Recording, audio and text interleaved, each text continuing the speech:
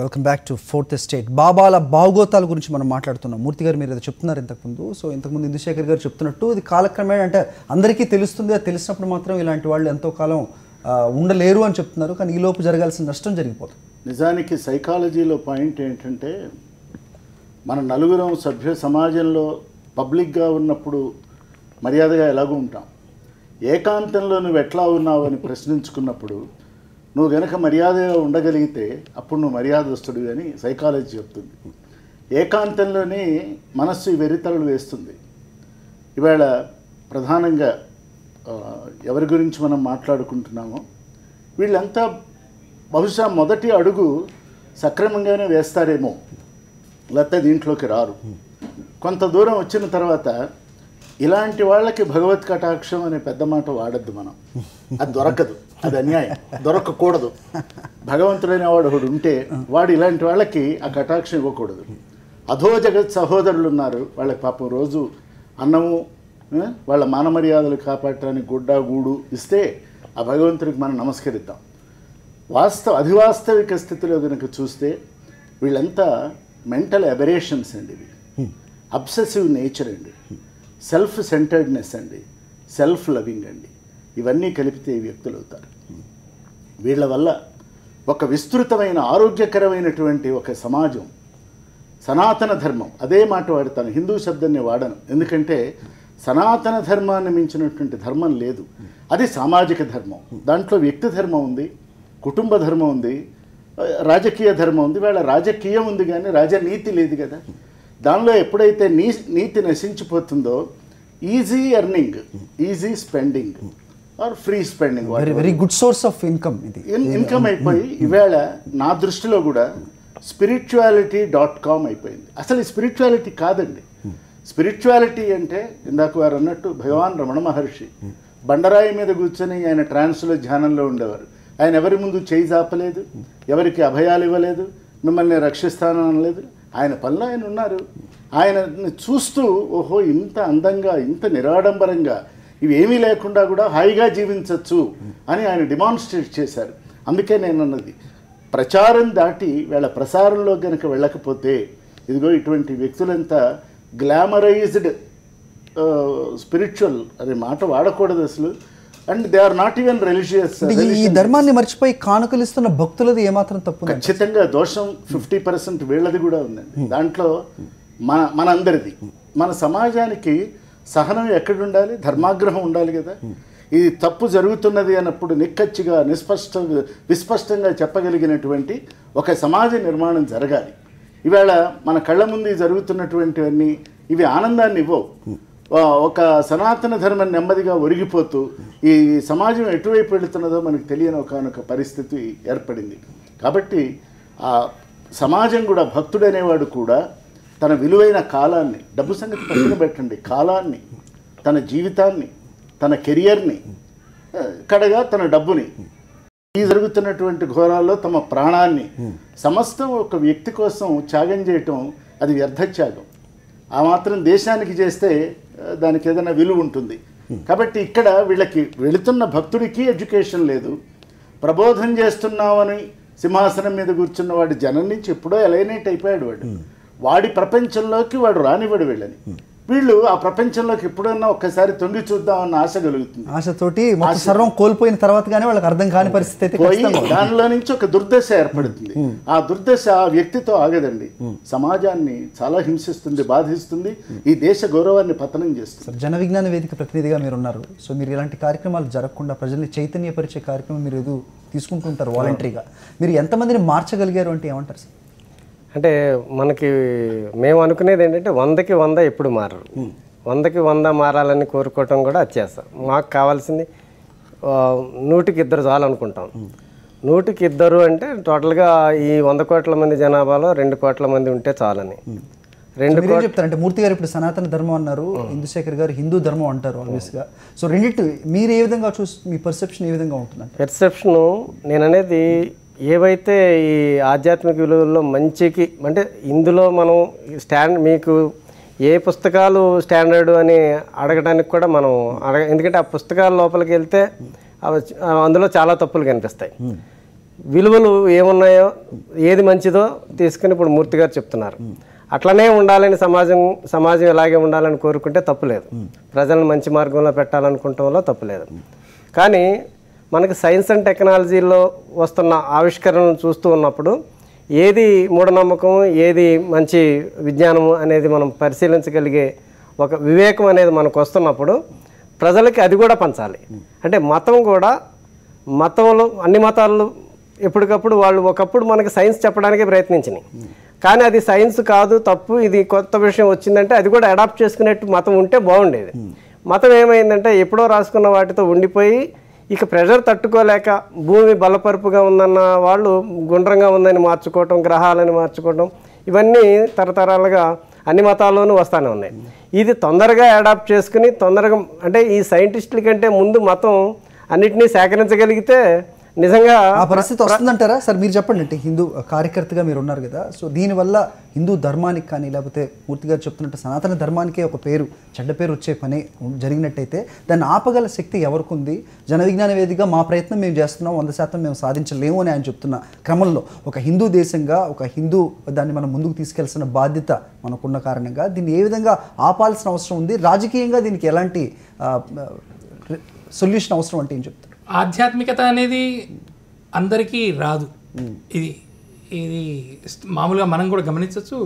అయితే దీన్ని 5000 years back కృష్ణుడు భగవద్గీతలోనే చెప్పాడు. మనుష్యాణం సహస్రేషు కశ్చిద్ యతతి సిద్ధయేత్ యతతామపి సిద్ధానాం కశ్చిన్ మాం వేత్తి తత్వతః. వేల కొద్ది మనుషులు పుట్టి చనిపోతుంటారట. వాళ్ళు ఇట్లాగే మామూలుగా బతుకుతుంటారు, మామూలుగా అట్లా. వాళ్ళల్లో బహుశా ఒక్కడు గనక కశ్చిద్ యతతి, ఒక్కడు ఆగి అసలు మనం ఎందుకు పుట్టాము, ఎందుకు మరణిస్తున్నాము, ఏమిటి దాన్ని ఆలోచిస్తాట. అలాంటి వాళ్ళల్లో కూడా, అలాంటి వాళ్ళు కూడా కొన్ని వేల మందిలో ఒక్కడు నన్ను చేరుకుంటాడు, ఒక్కడు భగవంతుడు సాక్షాత్కారం అది పొందుతాడు. మూర్తి గారు చెప్తున్నట్టు ఆ జ్ఞానం ఉన్న కొద్ది గొప్ప ఎవరైతే ఉన్నారో వాళ్ళకి స్టార్టింగ్ లో ఆ జ్ఞానం ఉన్నప్పటికీ ఆ తర్వాత వాళ్ళు పెడమార్గాలు పట్టడానికి అవకాశాలు వస్తున్నాయి. అదొకటి. రెండోది ఏంటంటే ఇప్పుడు మనం ఇందాక ఫీల్ అవుతున్నట్టు ఈ వీళ్ళ వెనక ఇంతమంది వేల కొద్ది మనుషులు వెళ్తున్నారంటే ఈ వేల కొద్ది మనుషుల్ని చూసి మనమేం కంగారు పడక్కర్లేదు. సంస్కృతంలో ఒక కొటేషన్ కూడా ఉంది. గతానుగతికో లోకః నలోకో పారమార్థిక అంధానుకరణం సర్వే. అంటే ఇట్లా పోతుంటారు ఈ వేల కొద్ది మనుషులు, అందరూ గుడ్డిగా అనుసరిస్తుంటారు తప్ప అందులో ఎవడు పరమార్థాన్ని గురించి ఆలోచించడం. ఇప్పుడు ఈ భక్తులు కూడా వెళ్తున్నారంటే వాళ్ళేం ఆధ్యాత్మికత ఆ యాంగిల్లో కూడా వెళ్ళటం లేదు. అందరూ కూడా కొంతమంది వెళ్తున్నారు. ప్రతి ఒక్కడికి ఏదో నాకు ఉద్యోగం కావాలి, లేకపోతే నా చదువు బాగుండాలి, లేకపోతే నాకేదో మంచి వ్యక్తిత్వం ఆగదు, సమాజానికి కూడా అంటుకుంటుందని మూర్తి గారు చెప్పారు. సో వ్యక్తిని ఆపాల్సిన అవసరం కూడా ఉంది కదండి ఇటువంటి వాళ్ళనట. కానీ దీనిలో ఏమవుతుందంటే ఈ బ్లైండ్ ఫాలోయింగ్ లో కూడా కొంతకాలానికి వాళ్ళలో మార్పు వస్తుంది. ఏం మార్పు వస్తుంది? ఆస్తులు కూడా కోల్పోయి పిచ్చోళ్ళు అయిపోయి ఈ రోజున చాలా మంది మనకు చెప్తా ఉన్నారు.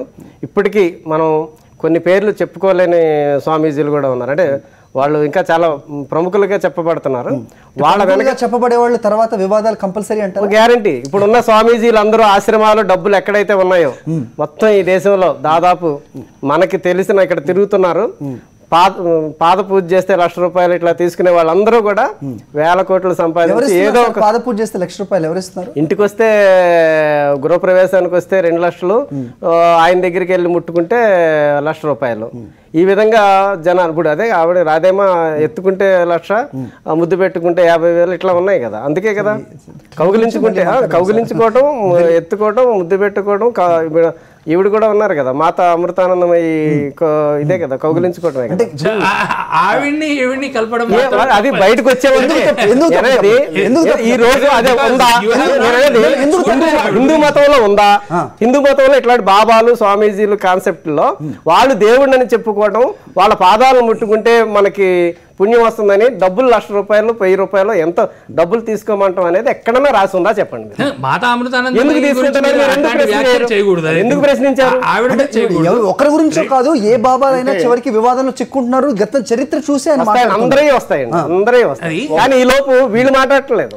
వీళ్ళు హిందూ మతాన్ని కాపాడాలనుకున్నారు. మూర్తి గారు కాదు, మూర్తి గారు అంటే చాలా చక్కగా ఆ విషయం చాలా బాగా చెప్తున్నారు. అనేది హిందూ మతాన్ని కాపాడాలనుకునే వాళ్ళు గ్యారంటీగా వీళ్ళందరినీ ఖండించి లోపల వేసేయాల్సిందే. ఎందుకంటే వేల కోట్ల రూపాయలు ఎక్కడి నుంచి వస్తున్నాయి? మీరు రాజకీయ నాయకులు మీ దగ్గరికి ఎందుకు వస్తున్నారు?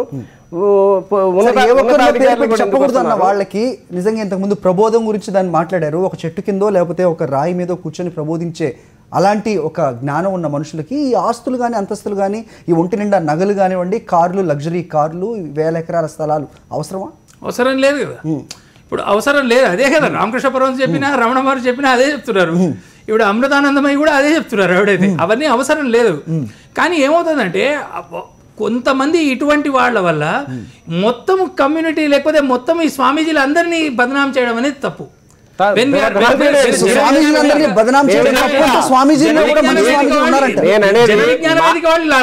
ఎందుకంటే because they are most scientific people. Okay, ఈ శాంపుల్ లో వీళ్ళిద్దరు తప్పనండి, వీళ్ళిద్దరు తప్పు కాబట్టి మొత్తం స్వామీజీలు అందరూ తప్పనడం అది సైంటిఫిక్ ప్రాసెస్. చిన్న బ్రేక్ తీసుకుందాం సార్, చిన్న బ్రేక్ తీసుకుందాం, మళ్ళీ వద్దాం. Let's take a very short break తీసుకుందాం.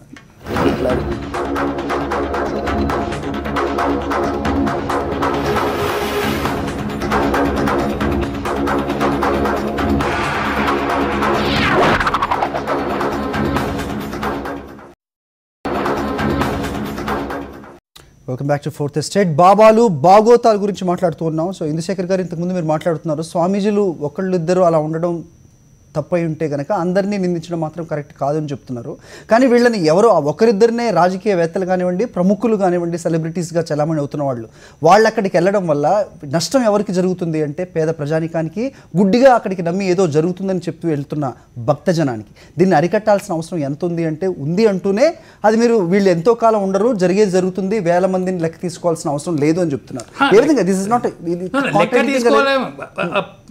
ఇట్లాగా ఎవరు వెళ్ళినా కాషాయ బట్టలు కట్టుకోగానే వాళ్ళ వెనకాల వెళ్ళే వాళ్ళు కొంత సంఖ్య ఉంటుంది. వాళ్ళకి పేరు ప్రఖ్యాతులు పెరిగే కొద్దీ లేకపోతే అడ్వర్టైజ్మెంట్ ప్రచార మాధ్యమాల్లో పెరుగుతుంది. కానీ తర్వాత ప్రజలకే ఎప్పుడైతే సత్యం బయటపడుతుందో తర్వాత ప్రజలే మానేస్తారు. మానేరండి. నిత్యానంద స్వామి విషయంలో మారారంటారు ప్రజలు. ఈ రోజు అక్కడికి వెళ్తే క్రౌడ్ అలాగే ఉంది కదా. మరి దీన్ని అరికట్టలేని, నిత్యానంద స్వామిని శాశ్వతంగా లోపల ఉంచలేని ప్రభుత్వాలది కానీ లేకపోతే రాజకీయవేత్తలది తప్పు కాదంటారా? ఆ అంశం గురించి నాకు స్పష్టంగా తెలియదు. కాకపోతే వారి దాంట్లో 2 పార్శ్వాలు ఉన్నాయి. ఏంటది? ఒకటి ఏమంటే ఈ ప్రచార మాధ్యమాల్లో వచ్చినటువంటి ఒక అంశము, రెండోది వారి ఉపన్యాసాలు మనం కనుక విన్నట్లయితే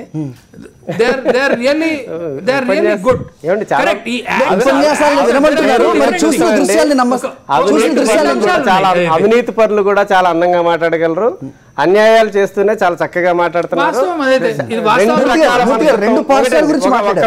ఇందుశేఖర్ గారు ఒక్క విషయం అండి, a criminal is more intelligent than always a policeman. అతను క్రిమినల్ వాడు పకడ్బందీగా చేస్తాడు. ఈ విషయంలోకి వచ్చినప్పుడు కాస్త లోతుగా వెళ్ళినట్లయితే ఏ మతము ఈ దేశంలో చెడ్డది కాదండి. మనిషి యొక్క మతి చాలా చెడ్డది. తర్వాత వీళ్ళంతా వస్తుంటారు పోతుంటారు అనేది ఒక నిరాశావాదం లేదా మితిమీరిన ఆశావాదం తప్ప అన్యం కాదు. వాళ్ళు వెళ్ళేలోగా చరిత్రలో ఒక 100 years నాశనం అయిపోతాయండి. ఒక జాతి వాళ్ళు ముందుకెళ్ళారో కాలగర్భంలో పోయారో కానీ జాతి మాత్రం 100 ఏళ్ళు వెనక్కి వెళ్ళిపోతుంది. ఇక్కడ కావలసింది ఏంటంటే ఒక రేషనల్ అప్రోచ్ ఉండాలి మతానికి కూడా. మత ప్రచారంలో కూడా మీరు నమ్మిన సిద్ధాంతాన్ని చక్కగా సమాజానికి పాజిటివ్గా చెప్పండి, కాదని వాళ్ళు పాజిటివిటీ ఉన్నందువల్లనే వాళ్ళకి భగవద్గీత 5400 ఏళ్ళకి ఇంకా అది నిలబడింది. ఎందుకు నిలబడిందంటే అది ప్రాక్టికల్ ఫిలాసఫీ, అది మతపరమైనది కాదు, యోగశాస్త్రం. అది యోగశాస్త్రాన్ని మనం కనుక అదే రీతిలో తీసుకున్నట్లయితే ఖచ్చితంగా ఈ సమాజానికి ఒక ఇంటలెక్చువల్ కోషెంట్ పెరుగుతుంది. ఇక్కడ ఒక చిన్న ఇన్సిడెంట్ మీకు చెప్తాను. జస్టిస్ హిదాయతుల్లా ఒక స్పిరిచువల్ బుక్కి ప్రీఫేస్ రాశారు. ఆయన ముందుకు ఒక కేసు వస్తుంది. ఆ కేసులో ఆ రోజుల్లో ఇట్లాగే ఓ బాబా గారు ఏదో తప్పు చేశారు, ఆయన శిష్యులంతా ఆయన కలిశారు.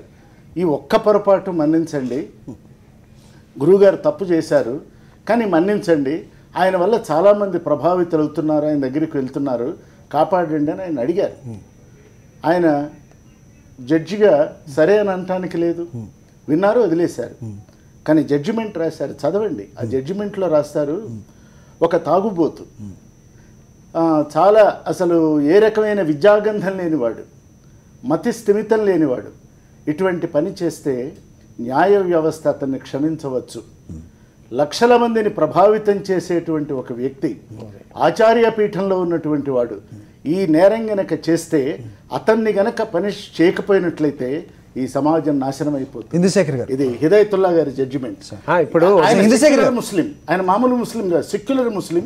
మనకి చీఫ్ జస్టిస్ చేశారు, చాలా సమున్నతమైన వ్యక్తిత్వం. ఇప్పుడు ఇందుశేఖర్ గారు ఒక మాట చెప్పారండి, ఇద్దరు ముగ్గురు గురించి మొత్తం అందనే. ఇప్పుడు కర్నూలులో బాలసాయిబాబా ఉన్నారు, ఆయన నోట్లోంచి ఆత్మలింగం తీయటం అనే దాన్ని అసలు ఎక్కడుంది హిందూ మత గ్రంథాల్లో? ఆత్మలింగం తీయటం అనేది ఆయనే ఎవరో ఒకళ్ళు చేయటమా, చాలా మంది చేయొచ్చా? ఎందుకు చేస్తారు? మీరు అది చేసి చూపిస్తున్నారండి, చూపిస్తున్నాం. కానీ మిమ్మల్ని ఎందుకు నమ్మట్లేదు ప్రజలు? మమ్మల్ని మేము సైన్స్ చెప్తున్నాం కదా, అది ఎట్లా తీస్తామో మేము మీ ముందే తీసేస్తున్నాం. అది సైన్స్, అది ఎలా తీయొచ్చో చెప్తున్నాం. ఇక్కడ ఇప్పుడు ఈ రోజు ఈయన ఖండించరు ఇందుశేఖర్ గారు, ఆయన కూడా బయటకు వచ్చినప్పుడు ఖండిస్తారు. ఈ రోజే ఖండించవచ్చు కదా, నోట్లో శివలింగాలు తీయటం ఏంటి, గాల్లో. ఇందుశేఖర్ గారు క్లియర్ గానే చెప్తున్నారు, 2 పార్శ్వాలు ఉన్నాయి. నిత్యానంద స్వామి ఉపన్యాసాలు చాలా బాగా ఉపన్యసిస్తారు. మూర్తి గారు క్లియర్ గా, ఇప్పుడు 1,00,000 మందిని ప్రభావితం చేసే మంచి చెప్పాలనుకునేవాడు చెడ్డ పని చేస్తే అసలు ఇంకా అది శిక్ష పడాల్సిందే అని, క్షమించరాని నేరం.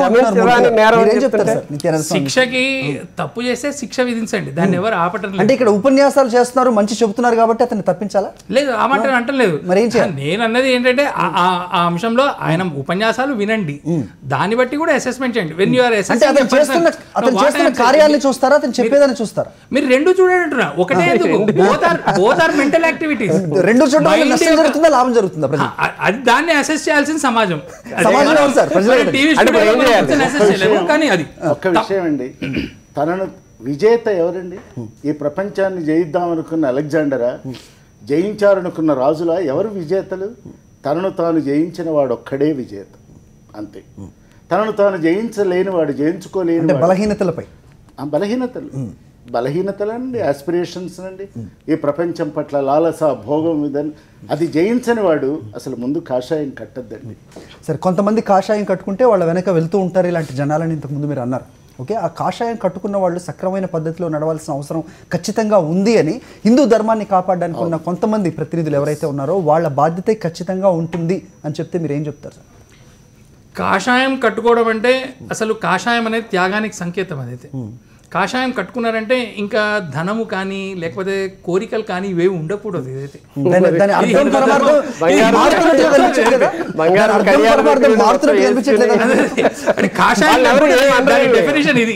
కాషాయం కట్టుకుంటే వాళ్ళు ఉండాలి, దాని ప్రకారంగా వాళ్ళు ఉండాలి. లేకపోతే సమాజం వాళ్ళని వెలివేస్తుంది. తర్వాత ఇవాళ రేపు అంటే మీరు టాపిక్ సరైన టాపిక్ తీసుకున్నారు కాబట్టి చెప్తున్నాను. మనకి ఇప్పటిదాకా మీరు చెప్పిన ఉదాహరణలన్నీ హిందువులవే కనిపిస్తున్నాయి. హిందువులు ఎందుకండి, క్రిస్టియన్లు, ముస్లింలు అందరూ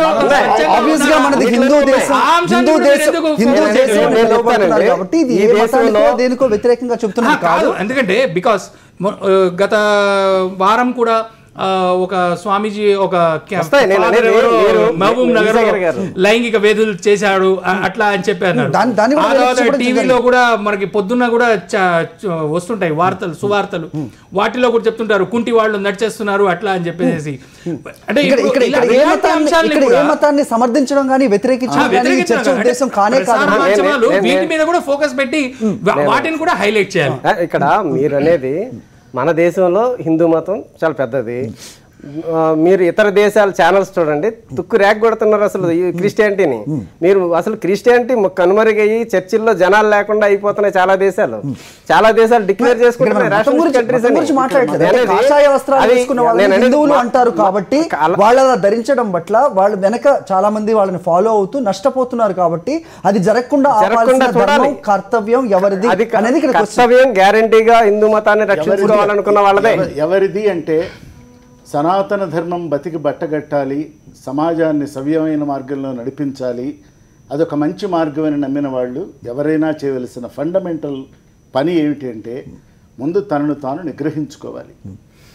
వారు రామకృష్ణ పరమహంస గురించి చెప్పారు, అది ఇవాళ కామినీ కాంచనాలకు దూరంగా ఉండమంటే వాళ్ళు ఉన్నదే వాటితో.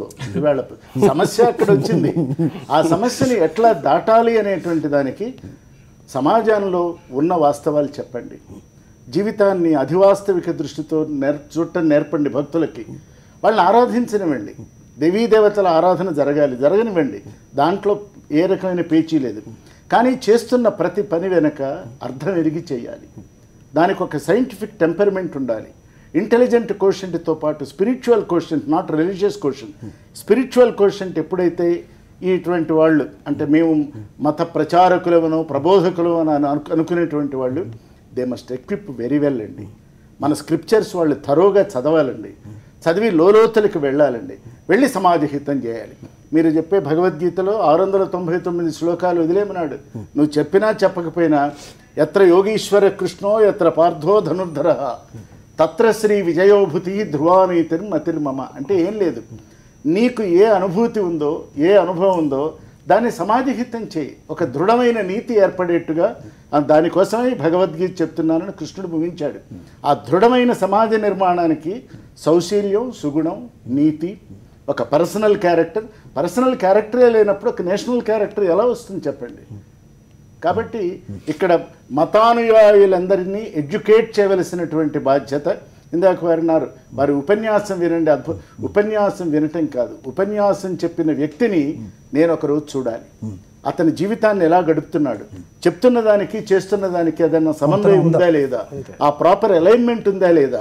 అలైన్మెంట్ లేకపోతే ఇదే సనాతన ధర్మం ఇంకో మాట చెప్పిందండి, నీ ఆత్మోన్నతికి గనక నీ నువ్వు నమ్మిన గురువే అడ్డమైతే వాడిని వదిలిపెట్టమని చెప్తే, అది ఎందుకు చెప్పారు? అది ఎక్కడ ప్రొఫెసర్ అయినా అంతే. అది సైమల్టేనియస్ బలి చక్రవర్తి శుక్రాచార్యుడు, అరే నీ రాజ్యం పోతుందిరా, నీ కుటుంబం నాశనం అయిపోతుంది, నువ్వు రోడ్డు మీద పడిపోతావు, వచ్చినవాడు మోసం చేసి డబ్బు పట్టుకుపోతున్నాడు, నీకు ఇంద్ర పదవి రాదు అని అంటే, వచ్చి నా వాకిట్లోకి అడిగాను, నేను ఇస్తాను అని అన్నాను. నేను మాట ఎలా తప్పుతాను? నా గురువు అయ్యిండు, నువ్వు అలా ఎలా చెప్తావు అన్నాడు బలి చక్రవర్తి. చూసారా? సో గురువునైనా ఉపేక్షించకూడదు. ఆత్మోన్నతికి గనక ఆయన అడ్డుపడితే వాడిని తప్పు చెయ్యి, ఏం పర్వాలేదు, నాకు ఫలానా వాడు తెలిసి నన్ను కాపాడుతానని అన్నాడు అనుకోండి, ఆ గురువుని అక్కడే వదిలిపెట్టి వచ్చేయడం మంచిది. అది కరెక్ట్. బెస్ట్. సో ఇది అట్లా కాకుండా మొత్తం అందరినీ కాపాడుతున్నారు. టైం అండి దట్ ఎవరైతే హిందూ అని చెప్పట్లేదు, నేను క్రైస్తవం చెప్పట్లేదు, ముస్లిం మతం గురించి మాట్లాడట్లేదు, కానీ జరుగుతున్న ఈ అన్యాయం ఏదైతే ఉందో, భక్తజనులకు జరుగుతున్న అన్యాయం కానివ్వండి, వాళ్ళని దోచుకుంటున్న ఇలాంటి స్వామీజీలను కానీ అరికట్టకపోతే, మీకు తెలుసు జైన్ కమిషన్లో చంద్రస్వామి లాంటి స్వామీజీకి ఒక అధ్యాయాన్నే కేటాయించడం జరిగిందంటే ఆయన ఏ స్థాయి నుంచి ఏ స్థాయికి వెళ్ళడం అనేది మనకు అందరికీ తెలిసిన విషయమే. అలాంటివి మళ్ళీ పునరావృతం కాకుండా ఇలాంటి స్వామీజీలకి మొదట్లోనే అడ్డుకట్ట వేయాల్సిన అవసరం ఎంతైనా ఉందా కాదు? ఒకటి ఏంటంటే 60 సంవత్సరాల క్రితం ఉన్నటువంటి సమాజం కానీ, లేకపోతే ఆనాటి ఉన్నటువంటి వ్యవస్థ కానీ 60 సంవత్సరాల క్రితం మారింది. అంటే భారతదేశానికి స్వాతంత్రం వచ్చింది. స్వాతంత్రం రాకముందు స్వామీజీలు రాజుల్ని కంట్రోల్ చేసేవారు. ప్రజల మనస్తత్వం ఇంకా అదే భావిస్తోంది. కానీ రాజ్యాంగం వచ్చింది. రాజ్యాంగం ప్రకారంగా కూడా by law if they have made వాళ్ళు కనుక తప్పు కనుక చేసినట్లయితే రాజ్యాంగం ప్రకారంగా వాళ్ళని శిక్ష విధించాల్సిందే. కానీ వాళ్ళు తప్పు చేసేవారికి ఆగక తప్పదా? వాళ్ళు తప్పు చేయని వాడిని మీరు ఎందుకు శిక్షిస్తారండి? తప్పు చేయని వాడిని ఎందుకు శిక్షిస్తామని తప్పు చేసిన వాళ్ళని బయటికి తెలిసే వరకు తెలిసి అది మనం పోలీసుల్ని పంపించినా ప్రభుత్వం ఒక 1000 మంది కార్యకర్తల్ని ముందు పెట్టో, లేకపోతే 1000 మంది భక్తుల్ని ముందు పెట్టో, పోలీసులు కూడా లోపలికి రాలేని స్థితికి ఎదిగేంత వరకు కూడా ఏం చేయలేము. ఈ పోలీసులు ఇదంతా ఏంటంటే ఈ పొలిటికల్ కొంత గేమ్ ఉంటుంది, కానీ పోలీసులు చేయలేదంటూ ఏం ఉండదండి. పోలీస్ ఫోర్స్ వ్యవస్థను కూడా మేనేజ్ చేయడం జరుగుతుందంట.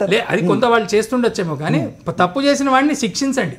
తప్పు చేసిన వాడిని న్యాయంగా, న్యాయపరంగా, రాజ్యాంగపరంగా శిక్షించండి. వాళ్ళని ఎవరు సమర్థించడం లేదు. నేను చెప్పేది ఏంటంటే 100 మందిలో 2 3 లేకపోతే 10 మందో చేశారు, 60 మంది చేశారు అనుకోండి. కానీ ఎవరైతే నిరాడంబరంగా వాళ్ళు నిజమైన ఆధ్యాత్మికవేత్తలు ఎవరైతే ఉన్నారో వాళ్ళని కూడా ఈ కోవలోకి చేర్చి వాళ్ళని కూడా తిట్టద్దు. మీరు చేస్తున్నారు. నేను అనేది ఏంటంటే మీరు మౌనం పాటించడం మూలంగా ఇటువంటి సన్నాసులు, ఇటువంటి ఎవరైతే అక్రమాలు చేస్తున్నారో, మీరే అన్నారు కీర్తి కాంత కనకాలకు దూరంగా ఉండాలి. ఆ పనులు చేస్తున్నారు వాళ్ళు. రోజు రోజుకి ఖచ్చితంగా వాళ్ళ మీరు ఆస్తులు చెప్తున్న 40% గురించి ఇక్కడ ఎవరు వాళ్ళని ఎందుకు మీరు చర్చించట్లేదు. దాడి చేయట్లేదు? వాళ్ళని తప్పని ఎవరు చెప్పట్లేదు, కానీ జరుగుతున్న ఈ 60% ఏదైతే ఉందో 60% మంది స్వామీజీలను వాళ్ళని శిక్షించండి న్యాయపరంగా. వాళ్ళు కనుక తప్పు చేసినట్లయితే శిక్షించాలి. That is what. ఇప్పుడు మనం Let's conclude. ఇప్పుడు దాన్ని ఎవరు ఆపటం లేదు. వీళ్ళు తప్పు చేశారు, వీళ్ళు తప్పు చేసిన వీళ్ళని రక్షించండి అని ఎవరు అంటలేదు. జరుగుతున్న చూస్తే అలా విశ్వ హిందూ పరిషత్తు ఎందుకు సైలెంట్ గా ఉంటుంది? దానికి వాస్తవం ఉన్నట్లయితే శిక్షించండి. కాదు, విశ్వ హిందూ పరిషత్తు సైలెంట్ గా ఎందుకు ఉంటుంది? ఇంకొక అంశం కూడా గమనించాలి. 16 సంవత్సరాలు క్రితము సల్మాన్ ఖాన్ అనే వ్యక్తి రోడ్డు మీద వ్యక్తుల్ని చంపేసి కార్ డ్రైవింగ్ లో ఇంట్లో తప్పుదోవ రెండు డిఫరెంట్ ఇష్యూస్ అండి. ఏం జరిగిందో 13 సంవత్సరాల నుంచి చూస్తూ ఉన్నాం. సో మొత్తానికి శిక్ష అయితే ఖచ్చితంగా పడాల్సిన అవసరం ఉంది. ఖచ్చితంగా పడాలి.